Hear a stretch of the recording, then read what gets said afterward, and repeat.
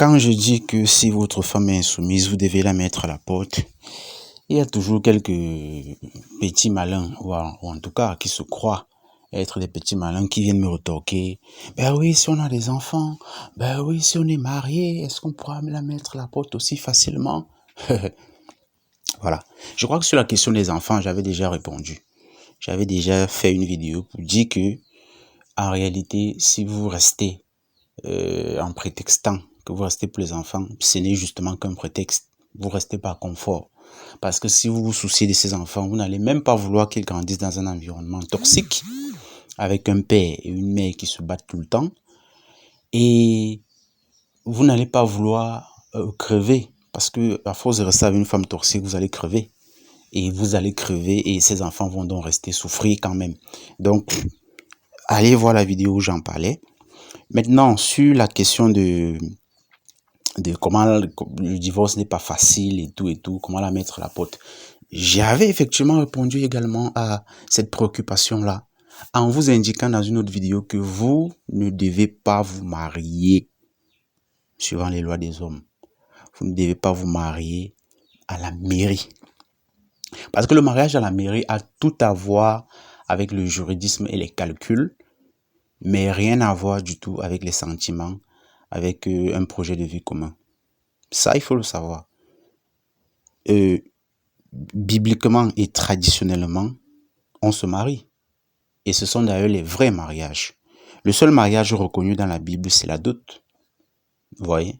Lorsqu'on a payé la dot d'une femme, elle est considérée mariée.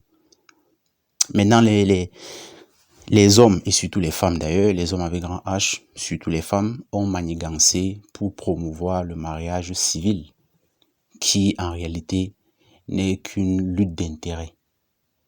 Voilà, au profit des femmes. Donc pourquoi est-ce que vous allez aller vous embrigader dans quelque chose dont vous ne pouvez pas sortir rapidement? Non, c'est pas possible.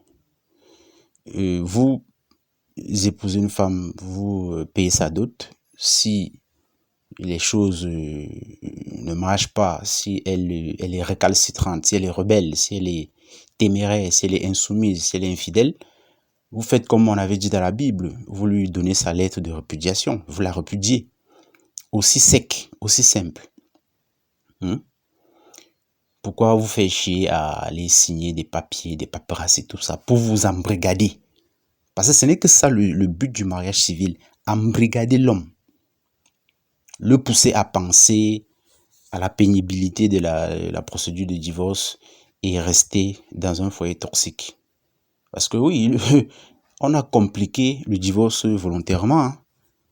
Avant d'obtenir le divorce, c'est toute une procédure et c'est de l'argent. Il y a la tentative préalable de conciliation, il y a les débats, il y a les avocats qui interviennent, etc., etc. Vous perdez en énergie.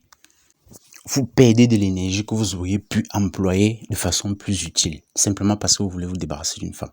Et pendant tout ce temps, pendant le temps où vous êtes en procédure de divorce là, vous êtes toujours considéré marié. Donc en réalité, vous ne pouvez même pas prendre une autre femme si vous avez succombé à la tentation de vous marier sous la forme monogamique, ce qui est très courant aujourd'hui. Vous ne pourrez même pas prendre une autre femme.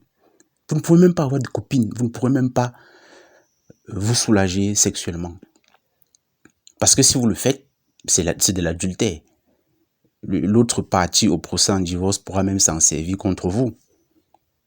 Si vous épousez en seconde noces, enfin, c'est même pas les secondes noces, si vous épousez une autre femme dans l'intervalle où vous n'êtes pas encore divorcé, vous êtes en instant de divorce, c'est la bigamie. Donc, à moins que vous soyez, que vous ayez eu le réflexe, l'intelligence, la lucidité de signer un mariage, le premier mariage sous la forme polygamique, lorsque vous êtes engagé dans une procédure de divorce, vous n'avez même pas le droit de vous épanouir sexuellement. Je ne sais pas si vous vous rendez compte, les amis. Et vous continuez d'aller vous embarquer dans ça au point où le mariage monogamique est devenu la norme. C'est des conneries. C'est pour ça que les hommes n'ont jamais été aussi malheureux que de nos jours, qu'à nos époques soi-disant modernes. Un homme, une femme. Voilà la plus grosse tromperie de l'histoire. Un homme, une femme.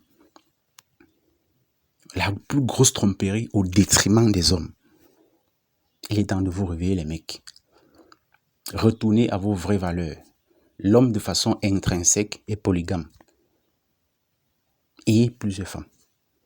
Et vous n'allez pas vivre sous le joug d'une seule de ces femmes.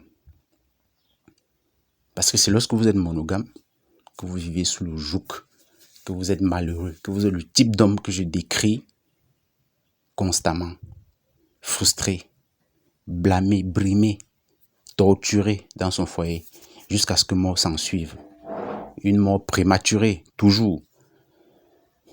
Donc voilà, ne vous mariez pas à la mairie et soyez des polygames.